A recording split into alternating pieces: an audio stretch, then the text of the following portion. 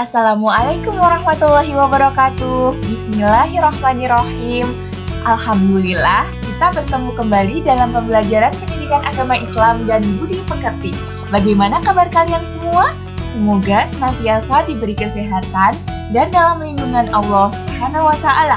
Insya Allah, pada pertemuan kita hari ini, kita akan membahas rukun iman yang keenam, yaitu iman kepada qada dan qadar.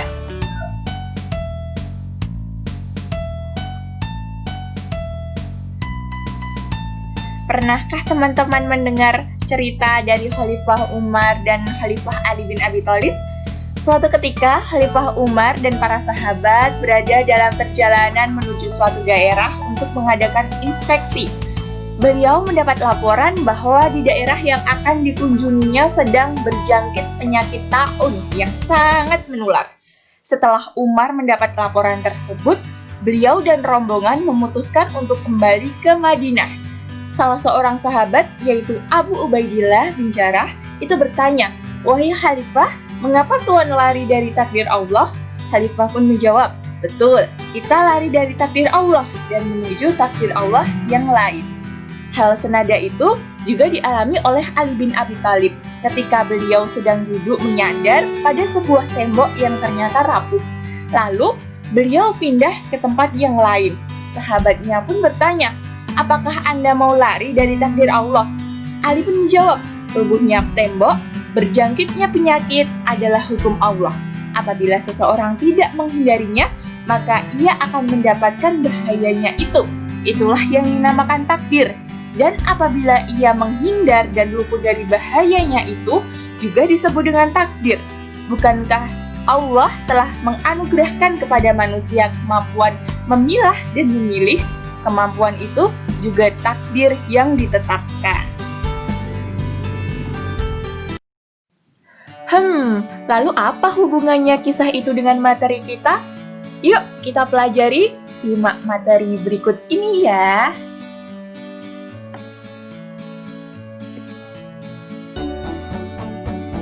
Meyakini qada dan qadar melahirkan semangat bekerja.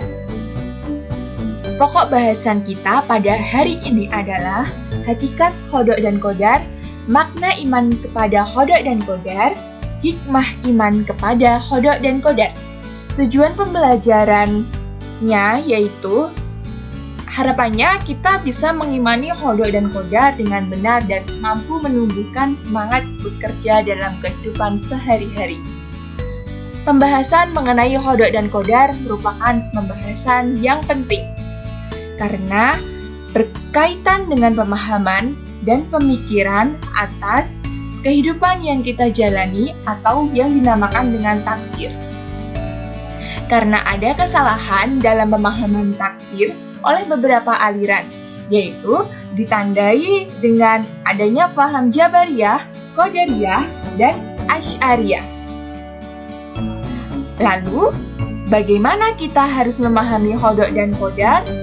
Mari kita pelajari. Pertama, hakikat qada dan qadar.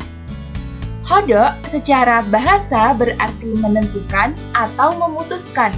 Dapat pula diartikan sebagai kehendak atau ketetapan hukum atas segala sesuatu. Secara istilah, qada diartikan sebagai ketetapan Allah sejak zaman ajali sesuai dengan kehendaknya tentang segala sesuatu yang berkenaan dengan makhluknya. Zaman ajali merupakan masa di mana hanya ada Allah Subhanahu wa Ta'ala. Dengan begitu, manusia ataupun makhluk lainnya belum ada. Sedangkan qadar secara bahasa yaitu memberi ukuran, kadar, atau ketentuan. Secara istilah, qadar dapat diartikan sebagai perwujudan atau implementasi dari ketetapan atau qada Allah terhadap semua makhluknya. Ketika qada sudah terwujud melalui qadar, maka disebut dengan takdir.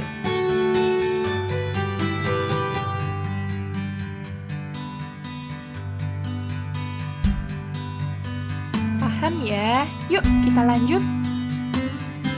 Dalil yang berbicara tentang qada dan qadar dapat kita temui dalam beberapa surat di dalam Al-Quran.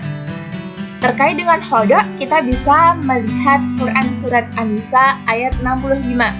Dalam ayat tersebut, qada diartikan sebagai hukum atau keputusan. Yang kedua, Quran surat Fussilat ayat 12. Qada dalam ayat tersebut diartikan dengan mewujudkan atau menjadikan. Dan yang ketiga adalah dalam Quran surat Al-Imran ayat 47, qada diartikan sebagai kehendak.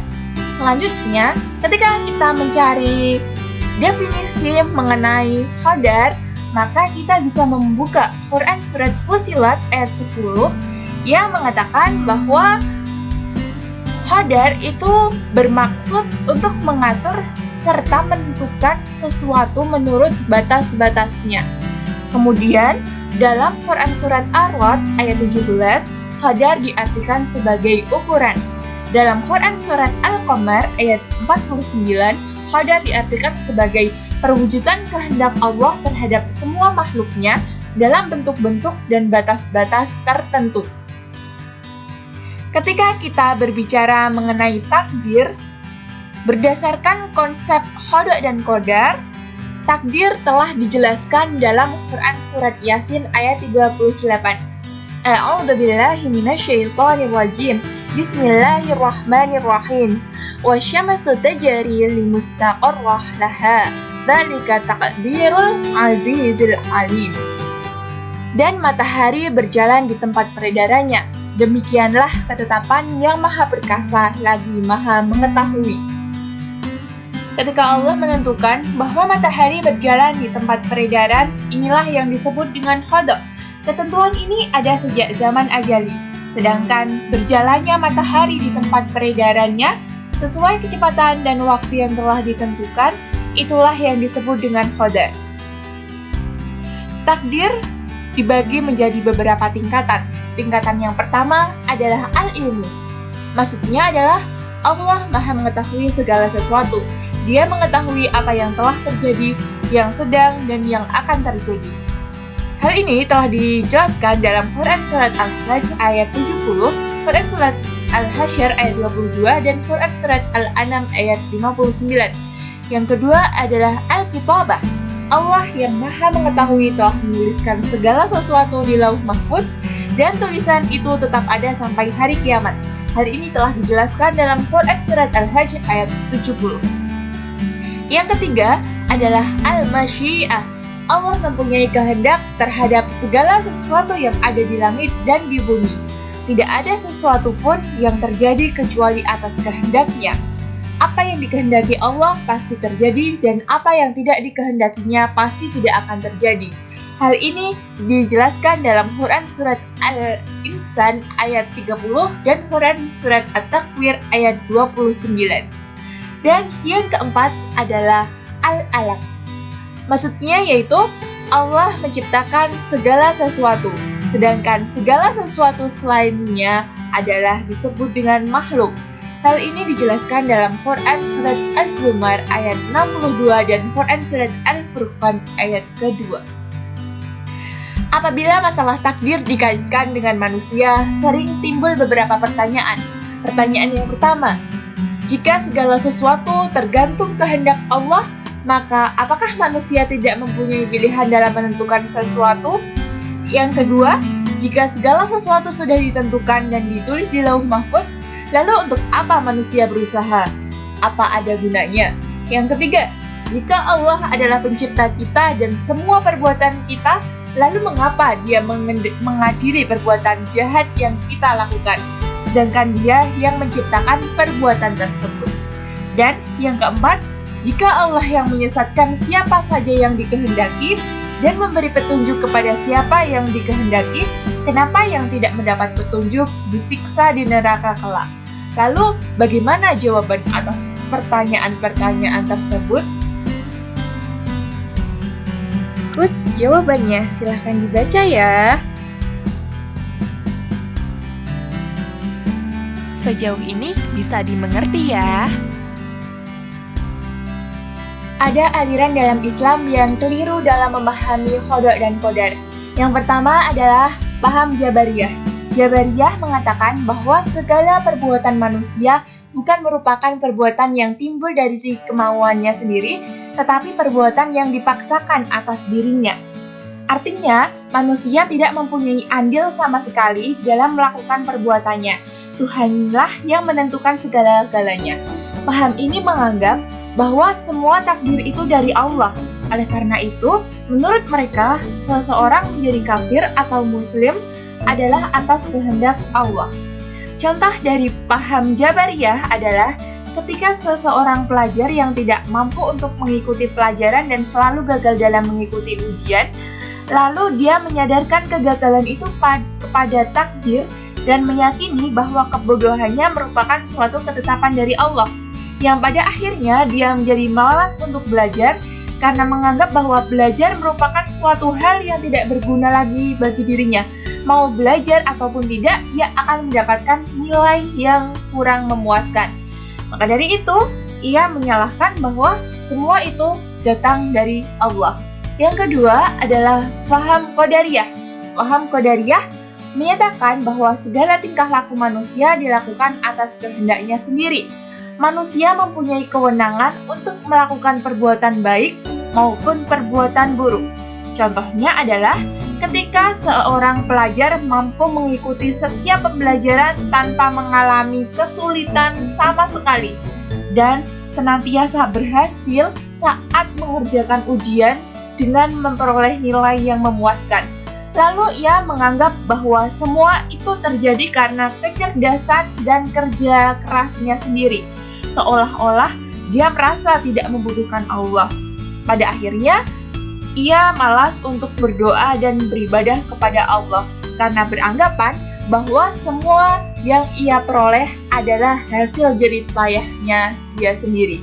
Dan yang ketiga adalah paham Asy'ariyah. Paham ini menganggap bahwa manusia ditempatkan pada posisi yang lemah. Ia diibaratkan anak kecil yang tidak memiliki pilihan dalam hidupnya. Dan aliran ini lebih dekat dengan paham Jabariyah.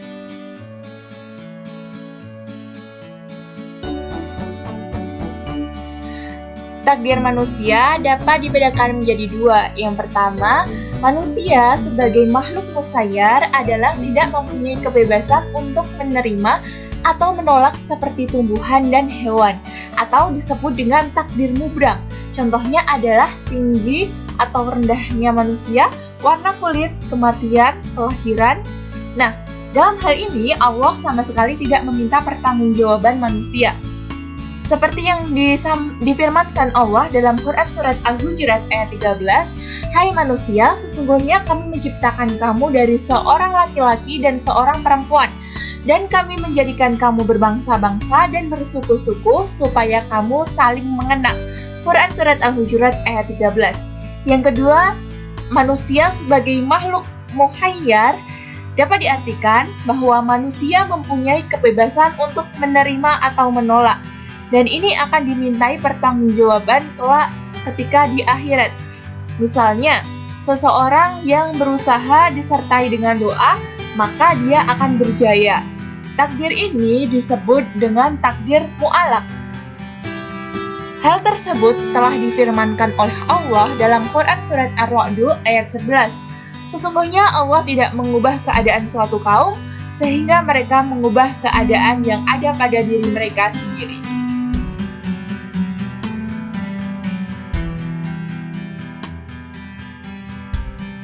Wah, jadi seperti itu. Sekarang yuk kita simak contoh dari takdir mubram dan mu'alaq.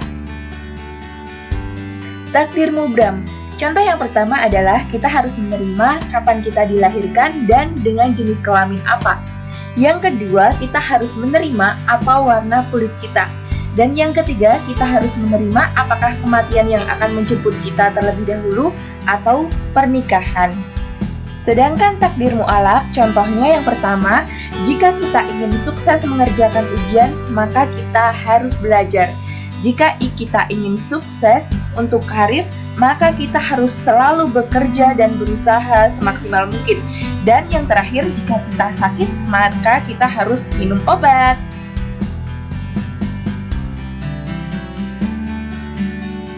Fungsi takdir musayyar dan muhayyar dalam kehidupan sehari-hari. Takdir musayyar telah Allah firmankan dalam Quran Surat Al-Hadid ayat 22. Allah menetapkan segala sesuatu sejak zaman ajali dan tertulis dalam lauh mahfuz. Dengan begitu, apapun yang diberikan oleh Allah itu akan menjadi ujian bagi manusia. Hal ini disampaikan dalam Quran Surat Al-Mulk ayat 2. Sedangkan takdir muhayyar dimaksudkan bahwa manusia itu diberikan kesempatan untuk menentukan pilihan pada setiap ujian yang diberikan Allah. Pilihan tersebut yang akan dipertanggungjawabkan kelak di akhirat. Hal ini telah disampaikan dalam Quran Surat Al-Isra ayat 36.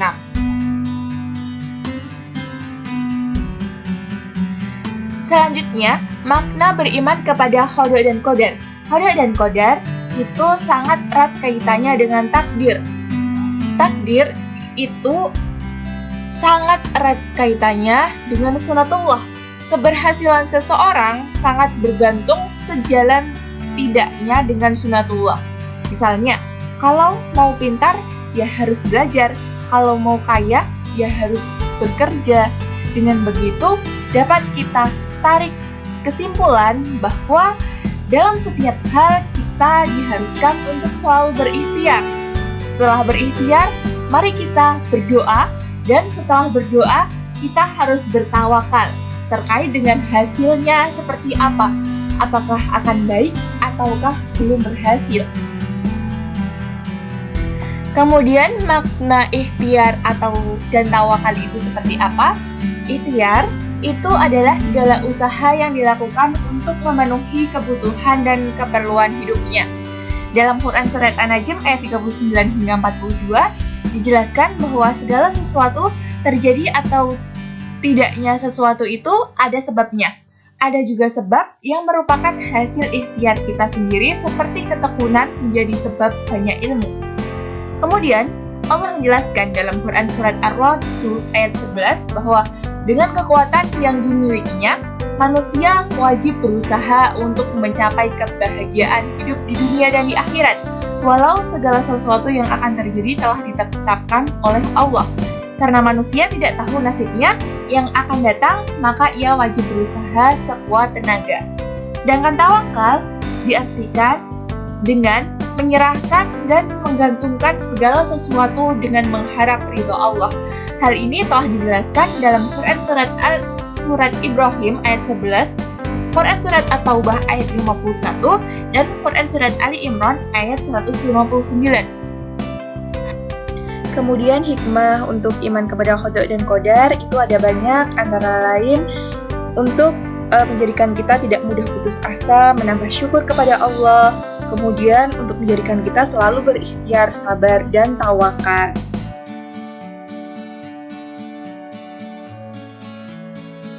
Perilaku yang mencerminkan iman kepada qada dan qadar antara lain: pertama, menjauhkan diri dari sifat sombong dan putus asa, banyak bersyukur dan bersabar, bersikap optimis dan giat belajar, dan senantiasa ingat pada Allah sehingga takut berbuat tidak baik. Silahkan kalian cari untuk yang lainnya.